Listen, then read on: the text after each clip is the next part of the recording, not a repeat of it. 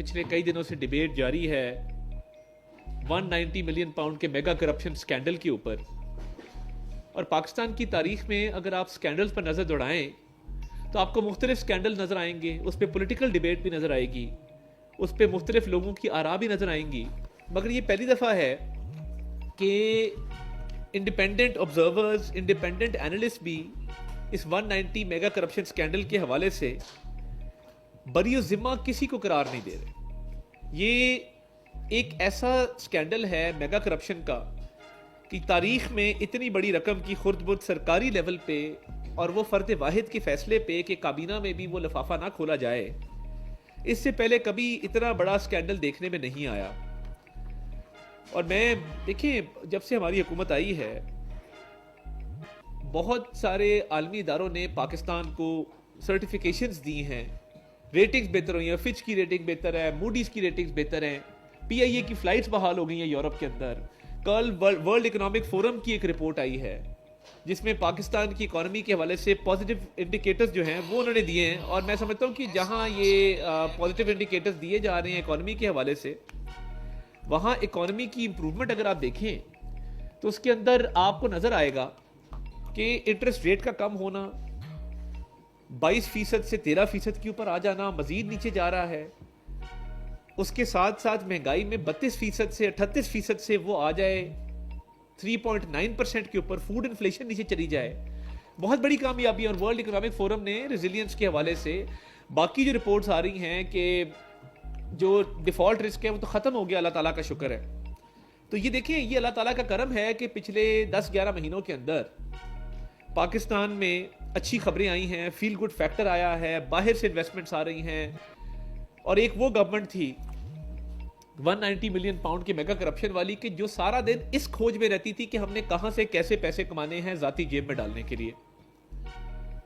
अब ये जो मेगा करप्शन स्कैंडल है 190 मिलियन पाउंड का, आपको तारीख में इसकी मिसाल इसलिए नहीं मिलेगी। मैं चंद चीजें आपको गोशगुजार करना चाहता हूं। बरतानिया में नेशनल क्राइम एजेंसी, जिसने शहबाज शरीफ साहब को क्लियर किया और शहबाज शरीफ साहब को बेगुनाह करार दिया, बावजूद इसके कि शहजाद अकबर और उस वक्त चेयरमैन PTI जो वजीर आजम थे वो लगे रहे कि किसी तरीके से बाहर से कोई वर्डिक्ट ले रहे। बरतानिया की अदालत ने क्लियर कर दिया। MCA ने कहा हमने 5 ममालिक में इन्वेस्टिगेशन किए शहबाज शरीफ के खिलाफ, एक धेले की हमें करप्शन नहीं मिली। उसी नेशनल क्राइम एजेंसी ने 190 मिलियन पाउंड पाकिस्तान भेजे जब्त करके। अब ये बड़ी अजीब बात है कि आपका कोई पैसा बाहर पड़ा हो, वो वहां की तहकीकाती इदारे की तहवील में हो, वो कॉन्फिस्केट करें और वो हुकूमत पाकिस्तान को दें। भाई, अगर वो पैसा जब्त शुदा या कॉन्फिस्केटेड नहीं था तो फिर नेशनल क्राइम, मेरा पहला सवाल यह है कि वो नेशनल क्राइम एजेंसी ने वो पैसा हुकूमत पाकिस्तान को क्यों दिया? अगर तो वो क्राइम की प्रोसीड्स नहीं थी, वो कॉन्फिस्केटेड नहीं था, वो जब्त शुदा नहीं था, वो हुकूमत पाकिस्तान की मलकियत नहीं थी वो पैसा, पहला सवाल है। और मैं पूरी PTI को चैलेंज करता हूं, इनके तमाम लीगल्स को बड़ा एहतराम है, अली जफर साहब का, सलमान अकरम राजा साहब का, मुझे इस एक पॉइंट पे क्लैरिटी दे दें कि अगर ये पैसा हुकूमत पाकिस्तान की मलकियत नहीं थी तो फिर नेशनल क्राइम एजेंसी ने वो प्राइवेट शख्स की मलकियत में क्यों नहीं रहने दिया, उसके अकाउंट में क्यों नहीं रहने दिया, और क्या जरूरत पेश आई कि वो पूरा पैसा उठा के हुकूमत पाकिस्तान को दे दिया? हुकूमत पाकिस्तान को इसलिए दिया कि वो पैसा हुकूमत पाकिस्तान की अवाम की अमानत थी। वो पैसा हुकूमत पाकिस्तान को इसलिए दिया कि वो टैक्स पेयर्स का पैसा था। वो बरतानिया की नेशनल क्राइम एजेंसी ने हुकूमत पाकिस्तान को पैसा इसलिए दिया 190 मिलियन पाउंड का क्योंकि वो सेहत पे, तालीम पे, इंफ्रास्ट्रक्चर पे, पाकिस्तान की डेवलपमेंट पे लगना था।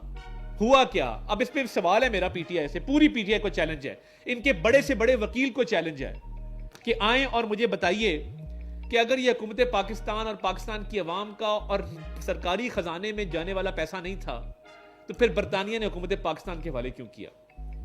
अब अगली स्टेज आ जाएं, जैसे ही ये पैसा हुकूमत पाकिस्तान के पास आया कि ये नेशनल क्राइम एजेंसी ने कहा जी ये पाकिस्तानी अवाम का पैसा है, पाकिस्तान की हुकूमत का पैसा है, ये आप रख लें और पाकिस्तान के सरकारी खजाने में जमा करा दें, वहां स्टोरी शुरू होती है मिली भगत की, करप्शन की।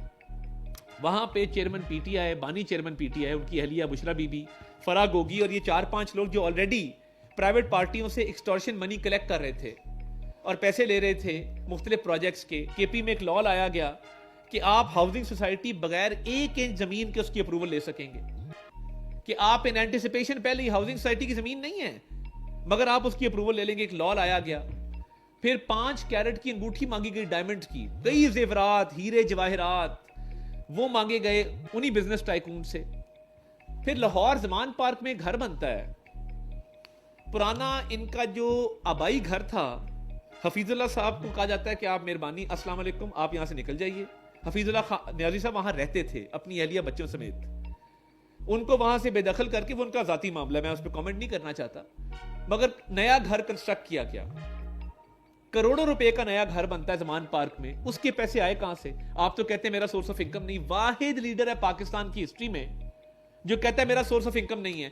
मुझे आज भी दूसरा चैलेंज, पहला चैलेंज मैंने आपको कर दिया कि अगर ये पाकिस्तान की आवाम का पैसा नहीं था तो फिर एनसीए ने हुकूमत पाकिस्तान के वाले क्यों किया? दूसरा चैलेंज, इमरान अहमद खान न्याजी का मुझे सोर्स ऑफ इनकम बता दें कि उनको वो कहां से खाते पीते हैं, कहां से आमदन आती है, कितनी आती है, और ये लाहौर का 25 करोड़ का घर कैसे बना है, जमान पार्क का नया घर बना है। आप नहर पे जाएंगे, क्रॉस करेंगे, आपको नजर आएगा बिल्कुल नई नवेली कंस्ट्रक्शन है, state of the art structure है, फर्नीचर है, फिटिंग्स हैं, सब कुछ है। ये 25 करोड़ रुपया जो घर की कंस्ट्रक्शन पे लगा, ये उसी प्रॉपर्टी टाइकून से आया और ये 190 मिलियन पाउंड के एवज आया। ये सबसे बड़ी रिश्वत है। अच्छा, ये स्टोरी अब शुरू होती है। ये बैठते हैं, ये कहते हैं कि घर का पैसा चाहिए, हमने नया घर बनाना है 25 करोड़ का, हमें 5-5 कैरेट की अंगूठियां चाहिए, हमें रिश्वत का पैसा चाहिए जो हमने गुजर बसर भी करना है और हमने आगे मजीद अपने बिजनेस, कारोबार, जमीनें बढ़ानी है। फराह गोगी कहती है मुझे 200 कनाल ले दें इधर बनी गाला के साथ। बुशरा बीबी कहती है मुझे नया घर चाहिए, मुझे अंगूठियां चाहिए, मुझे हीरे जवाहरात चाहिए। अब ये सारी डील बिजनेस टाइकून से हो रही है, ये सारी चीज हथियाई जा रही है। अच्छा, अब ये किसी माड़े से वकील से मशवरा किया होगा, कमजोर होगा लीगली, उसने कहा ट्रस्ट बना लो, नेक नामी एक ट्रस्ट बनाओ, यूनिवर्सिटी एस्टेब्लिश कर देते हैं और मजहब का नाम लेते हैं, अलकादर यूनिवर्सिटी बनाओ। ख्वाब आया है कि ये सहाबा के मकाम पे होगी, ये जेलम में होगी, इसका नाम अलकादर होगा। और जुल्फी बुखारी पहले ट्रस्टी थे, फिर ये मियां बीवी ट्रस्टी बन जाते हैं। भाई अगर आपने ट्रस्ट बनाना था ईदी वाले बनाते, छिपा वाले बनाते। मुल्क के अंदर फातमीद फाउंडेशन है, मुल्क के अंदर सुंदस फाउंडेशन है, साफी उसके बोर्ड ऑफ मेंबर्स के अंदर है। आप कोई अच्छा ट्रस्ट बना लेते, किसी प्राइवेट इदारे को कहते ये क्या ट्रस्ट हुआ? पैसा बिजनेस टाइकून का ट्रस्ट मियां बीवी बना रहे हैं कि जो अंगूठियां भी ले रहे हैं, घर भी ले रहे हैं, पैसे भी ले रहे हैं, हीरे जवाहरात भी ले रहे हैं। शैम ट्रस्ट बनाया गया उसी प्रॉपर्टी टाइकून से पैसे लेके, जमीन लेके, फ्रॉड ट्रस्ट बनाया गया।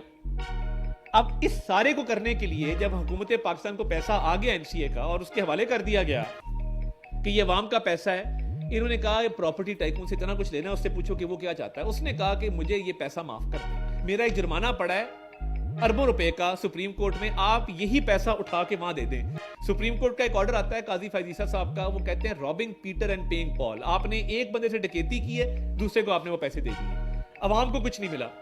अब बंद लिफाफा आया है काबीना में, कैबिनेट मेंबर्स पूछ रहे हैं, मैं ये दूसरी काबीना, तीसरी काबीना का हिस्सा हूं, मैं एक दफा सूबाई काबीना में रहा हूं, 2 दफा फेडरल कैबिनेट में रहा हूं, मैंने बंद लिफाफा आज तक नहीं देखा। काबीना में जो एजेंडा आता है बहस होती है उसके ऊपर। शहजाद अकबर बंद लिफाफा लाता है, बानी चेयरमैन पीटीआई को देता है और कहता है जी ये बंद लिफाफा, इसको मंजूर करें। 2-3 कैबिनेट मेंबर्स ने पूछा, मुराद सही जैसे लोग पूछ रहे हैं क्या है इसके अंदर, उन्होंने कहा नहीं आपका कंसर्न नहीं है, इसको अप्रूव करें। अब ये दूसरी स्टेज है कि जो हुकूमत पाकिस्तान का पैसा नेशनल क्राइम एजेंसी ने पाकिस्तान को दिया, पाकिस्तान की आवाम के लिए दिया, आपने वो हथियाना था तो आपने रिश्वत ली, घर की शक्ल में, अंगूठियों की शक्ल में, अलकादर की जमीन की शक्ल में, वो सारे पैसे आपने इकट्ठे कर लिए, लाहौर का घर भी बना लिया 25 करोड़ का। रिश्वत थी, सीधा साधा रिश्वत थी। केपी में उनको लॉज बना के दिए उस प्रॉपर्टी टाइकून को। तो आपने बंद लिफाफा लाए कैबिनेट में और काबीना को कहा कि ये नेशनल क्राइम एजेंसी ने जो पैसा दिया है, ये हम एक और जुर्माना उन्होंने अदा करना है तो हम ये उधर जमा करा देते हैं। तकरीबन 80 से 90 अरब रुपए का फायदा दिया गया एक फर्दे वाहिद बानी चेयरमैन पीटीआई के एक फैसले से। और उस 80-90 अरब की फायदा देने के एवज अरबों रुपए कमाए बानी चेयरमैन पीटीआई, उनकी बीवी और फराह गोगी ने। फराह गोगी क्यों पाकिस्तानी आती है? पाकिस्तानी शहरी थी, वनाटू का भी पासपोर्ट लिया, बक्स से पहले भाग गई यहां से, उनके रेड वारंट हैं, कोशिश की जा रही उनको वापस लाने की। मकसद क्या है कि काबीना के बंद लफाफे के बाद आपने वो जुर्माना सेटल कर दिया। मेरा चैलेंज है पीटीआई की लीगल टीम को भी कि आप जो बड़ी बड़ी बातें असेंबली में कर रहे हैं, बाहर निकल के कर रहे हैं, मुझे बताएं ना कि नेशनल क्राइम एजेंसी ने ये पैसा पाकिस्तानी हुकूमत को क्यों दिया? क्योंकि ये पाकिस्तानी हुकूमत का पैसा था। इस पे आप मुझे काउंटर आर्गुमेंट दे दें। बंद लफाफा काबीना में क्यों आया? काबीना को बताया क्यों नहीं गया कि हम किस चीज की मंजूरी दे रहे हैं? क्योंकि आपके दिल में चोर था। आप 80-90 अरब रुपए की एक लायबिलिटी आपने सेटल की। हुकूमत पाकिस्तान का पैसा जो था, जो नेशनल क्राइम एजेंसी ने दिया था, वो उठा के आपने उसी प्रॉपर्टी टाइकून का एक जुर्माना वो अदा कर दिया जो इंस्टॉलमेंट्स में पे हो रहा है सुप्रीम कोर्ट के अकाउंट से। तो डे लाइट रॉबरी, डकैती, तारीख में इतनी बड़ी डकैती पाकिस्तान की तारीख में नहीं। मेरा चैलेंज है, आप बाकी केसेस पे जो मर्जी कहते रहे, मुझे 190 मिलियन मेगा करप्शन केस में बता दें कि आपके पास क्या जवाब था काबीना से बंद लफाफा मंजूर करा के 80-90 अरब रुपए का एक टीका लगाने का कौम को। हमें बातें करते थे पनामा जी, इकामा जी, फलां, तो मंजूर पापड़ वाला, तो फलां वाला। तो वो जो केसेस का निकला है, जो झूठे केसेस बनाए थे, सुप्रीम कोर्ट तक वो केसेस जो हैं हम बाइज्जत बरी हुए हैं। आप मुझे इस एक केस की जस्टिफिकेशन दे दें कि काबीना का क्या काम है कि वो बंद लफाफे को मंजूर करे, और आपका क्या काम था कि आपने 25 करोड़ का लाहौर में घर भी ले लिया, आपने अंगूठियां भी ले ली, हीरे जवाहरात भी ले लिए, एक शैम ट्रस्ट भी बना दिया। वहां पे कौन से बच्चे पढ़े? मुझे बता दें, वहां से कौन से बच्चे पढ़े? इन्होंने वहां भर्ती के लोग रखे हुए हैं कैमरे के लिए दिखाने के लिए कि जी ये 10-15 लोग यहाँ पे पढ़ रहे हैं। वहां पे क्या पढ़ाया जाता है? कौन सी डिग्री हुई है? अल-कादिर को एस्टैब्लिश हुए कई साल हो गए हैं। मुझे बता दें कि कोई आपको नजर आया हो कि जी ये अल-कादिर से पढ़ा हुआ बच्चा है हमारा। और मियाँ बीवी कौन सा ट्रस्ट बनाते हैं? आपने ट्रस्ट बनाना था एजुकेशन में। शहजाद रॉय साहब बड़ा अच्छा काम कर रहे हैं, और 100 लोग हैं गर्ल्स एजुकेशन के लिए, विमेन एजुकेशन के लिए, बच्चों की एजुकेशन के लिए दानिश स्कूल्स हैं, 100 प्रोजेक्ट हैं। ये पाकिस्तान की तारीख का सबसे बड़ा मेगा करप्शन स्कैंडल है। और बानी चेयरमैन पीटीआई, उनकी बीवी बुशरा बीबी, उनकी फराह गोगी, ये तमाम लोगों के हाथ करप्शन में रंगे हुए हैं। मैं पूरी पीटीआई को चैलेंज करता हूं कि आप ये साबित कर दें कि ये हुकूमत पाकिस्तान का पैसा नहीं था। आप ये साबित कर दें कि बंद लफाफा नहीं लाया गया काबीना में। आप ये साबित कर दें कि लाहौर का घर 25 करोड़ का नहीं बना। आप ये साबित कर दें कि 5 कैरेट की डायमंड की अंगूठियां नहीं लेते रहे। आप ये साबित कर दें कि करोड़ों रुपया करप्शन का नहीं आया। न्यूट्रल ऑब्जर्वर्स मान रहे हैं इस बात को कि Al-Qadir corruption mega corruption scandal है। 190 मिलियन पाउंड में 80-90 अरब रुपया इस कौम का हथियाया गया है।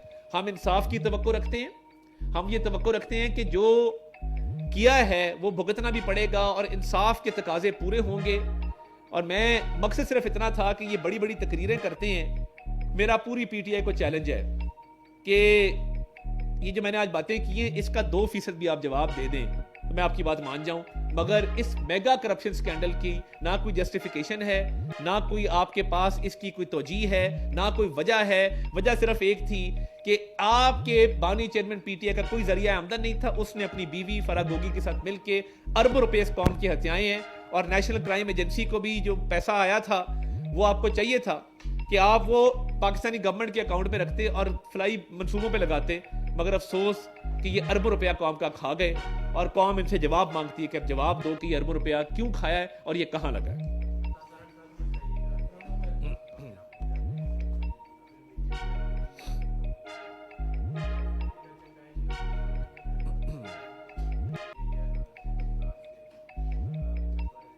देखिए बात ये है कि मेगा करप्शन स्कैंडल्स के ऊपर तो देखिए ना, कोई नेगोशिएशन तो नहीं हो सकती ना। कोई बंदा कत्ल कर दे और कहे कि जी मुझे कत्ल माफ कर दो, मैं तुम्हारे साथ नेगोशिएट कर लेता हूं, तो ये नहीं हो सकता। नेगोशिएशन अच्छे तरीके से हो रही हैं और होनी चाहिए और आगे बढ़नी चाहिए। हम बिल्कुल चाहते हैं कि ये नेगोशिएशन आगे बढ़े और अच्छे तरीके से बढ़े, मगर करप्शन पे डील या नैरो नहीं है। और मैंने सुना है कि बानी चेयरमैन डील करना चाहते हैं, उनको पता है कि इसमें उनके लिए मुश्किल होगा निकलना, बिकॉज करप्शन की भी है। वो डील का कोई ना कोई कर रहे होंगे। मैंने सुना है कि वो बातचीत करते हैं, अपने लोगों को कहते हैं कि यार थोड़ा ऊपर से प्रेशर रखो मगर अंदर से कोई मुझे निकालो यहाँ से, मैं नहीं भुगतना चाहता, ये मेरे से गलती हो गई। तो ये चीज़ें भी सामने हैं। और बाकी जो अली अमीन गंडापुर साहब की मुलाकात है वो उनका अपना मामला है, मैं उस पर क्या कमेंट कर सकता हूँ।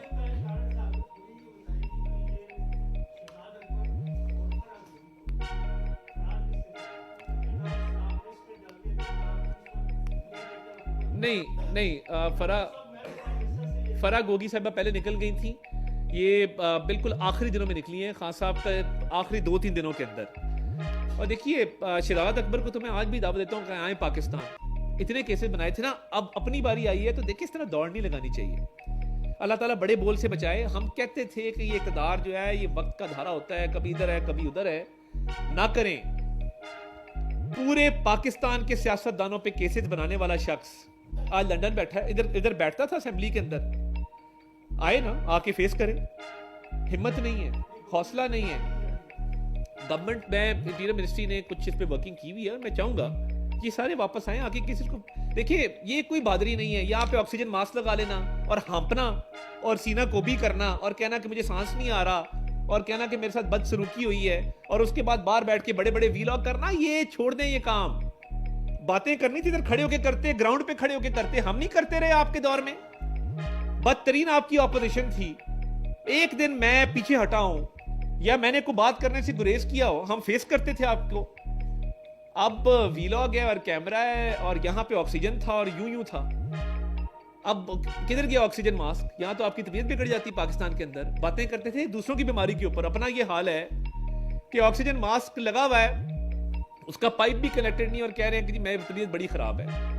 तो ये फनकार जिन्होंने पाकिस्तान की सियासत को जहर आलूद किया और पाकिस्तान से फरार हो गए, आजकल पाकिस्तान के इदारों के खिलाफ बैठ के बड़ी बड़ी वहां पे बातें करते हैं। तो आओ ना, मैदान में आके बात करो और आके सामना करो।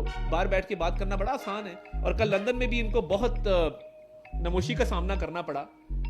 साहबजादा जहांगीर चीकू नामी आदमी को भी उन्होंने निकाल दिया कमरे से, बाकी लोगों को भी निकाल दिया। कमरा नहीं मिला इनको पार्लियामेंट के अंदर प्रॉपर मीटिंग करने के लिए। और वहां पे पाकिस्तान के इदारों के खिलाफ, फौज के खिलाफ, आर्मी चीफ के खिलाफ, वजीर आजम के खिलाफ पूरी कैंपेन चलाने का इरादा था। कल लंदन का फ्लॉप शो हुआ है क्योंकि आहिस्ता आहिस्ता बाहर के लोगों को भी समझ आ रही है कि ये लोग अपने मफाद के लोग हैं, ये पाकिस्तान को तबाह करना चाहते हैं और इनकी सियासत सिर्फ पाकिस्तान को तकसीम करने के लिए।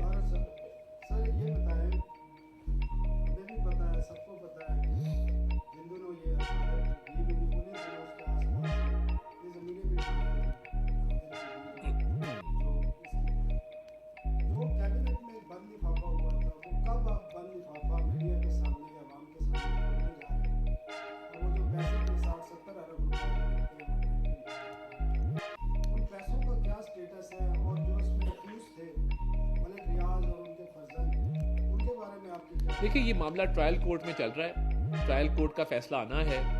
मैं कोई ऐसी बात नहीं करूंगा जिससे ट्रायल कोर्ट के फैसले को इफेक्ट हो। ट्रायल कोर्ट ने तमाम एविडेंस देखी है, जो एविडेंस हुकूमत को कहेंगे हम पेश कर देंगे। जो एविडेंस पेश की गई है मैं समझता हूँ वो बहुत ग्लेयरिंग एविडेंस थी, नाकाबिले तरदीद सबूत थे, वो सारे फराहम कर दिए गए हैं। और वो जो 70-80 अरब रुपया है वो तो उन्होंने जुर्माना अदा कर दिया ना, पुराना वाला सुप्रीम कोर्ट में, तो उसकी किस्तें जा रही हैं। और हम चाहते हैं कि ये फैसला आएगा तो पढ़ के इस पे कमेंट किया जा सकता है ना, जो भी फैसला आए। अभी फिलहाल इसकी उस पे कमेंट करना एविडेंस की स्टेज पे, मैंने जो हकायक थे आपके सामने रखे हैं। बाकी इंशाल्लाह ताला जो भी फैसला आता है उसके बाद फिर मजीद इस पे बात होगी।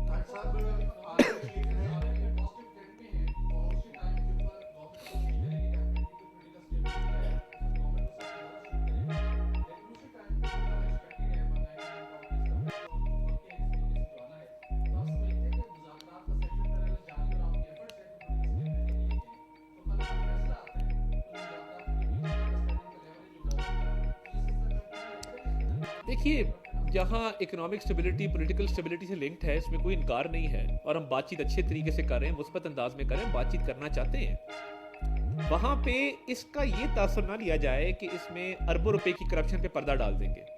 ये हम डील नहीं कर सकते, ना हमारी ये इस्तात है, ना ये पोजीशन है, ना हम ये करना चाहते हैं। ये पाकिस्तानी अवाम का अगर हम 70-80 अरब रुपए पे कॉम्प्रोमाइज कर गए तो फिर किस बात की सियासत? पाकिस्तान सबसे पहले है। ये जो डील मांगने की कोशिश है ये बिल्कुल मैंडेट नहीं है और ये ना होना चाहिए। तो ये करप्शन केस का जवाब देना होगा और जो किया है उसका हिसाब जो है वो हर हाल में होगा।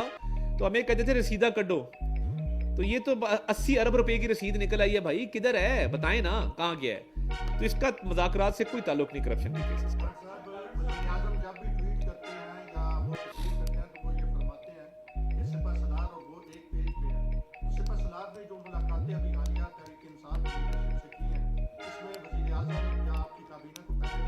देखिए मैं समझता हूँ कि जो काविश है इकोनॉमिक फ्रंट पे, बिल्कुल उसमें मैं समझता हूँ कि बड़ा लायक तहसीन है सिपाही सालार का जो रोल है, और वज़ीर आज़म इसको बिल्कुल हर दफ़ा एक्नॉलेज करते हैं। तो एक टीम वर्क है जिसके तहत पाकिस्तान की इकॉनमी रिवाइव हुई है, डिफ़ॉल्ट से बचे। तो बाकी मैं इस पे बाकी पे कोई कमेंट नहीं करना चाहता।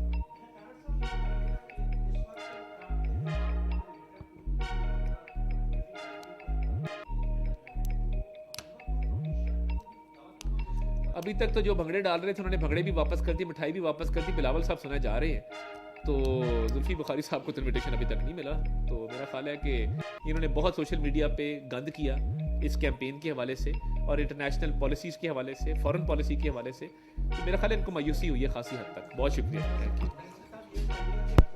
वफाकी वज़ीर इत्तलात निशात अता तारड़ न्यूज़ कॉन्फ्रेंस कर रहे थे। उनका कहना था कि आलमी इक़्तिसादी फोरम ने पाकिस्तान की मईशत के हवाले से मुस्बत इशारे ज़ाहिर किए हैं। डिफ़ॉल्ट का खतरा मुकम्मल तौर पर ख़त्म हो गया है। उन्होंने कहा कि 190 मिलियन पाउंड मेगा करप्शन का स्कैंडल है। 190 मिलियन पाउंड मुंतज़िर हैं कि कोर्ट का जो फैसला आता है उसके मुताबिक ही हो जाएगा।